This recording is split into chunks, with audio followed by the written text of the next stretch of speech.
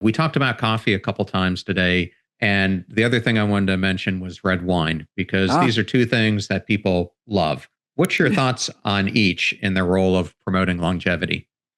yeah. In my chapters in How Not to Die on liver disease, depression, and Parkinson's, I talk about the benefits of coffee for the liver, mind, and brain. Coffee drinkers do live longer and have lower cancer rates overall.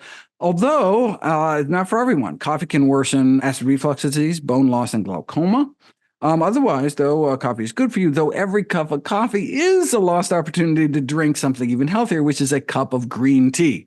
So 3 cups of coffee a day associated with 13% lower risk of all-cause mortality. 3 cups of tea every day associated with 24% lower risk.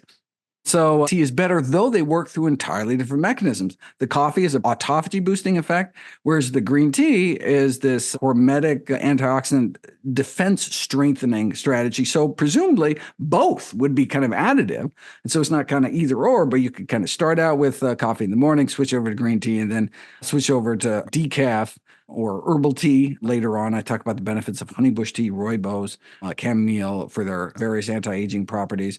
But then in terms of alcohol, everyone agrees that heavy drinking, drinking during pregnancy, binge drinking, bad ideas. But there's been this controversy about moderate drinking. Those who tend to live the longest are not the abstainers who drink zero alcohol, but those who imbibe a few drinks a week. Unfortunately, this appears to be an artifact of the so-called sick quitter effect, which arises from the systemic misclassification of former drinkers as if they were lifelong abstainers. It's the same reason sometimes you see higher mortality rates among those who quit smoking compared to those who continue to smoke. Why? Because why did they quit smoking?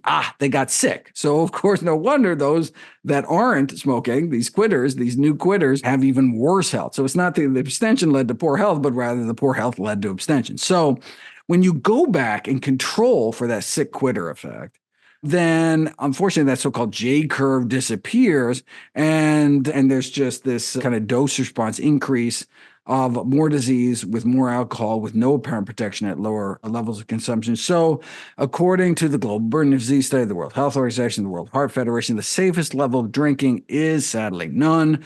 Grapes, barley, and potatoes best eaten in their non-distilled form, and Johnny Walker no substitute for actual walking.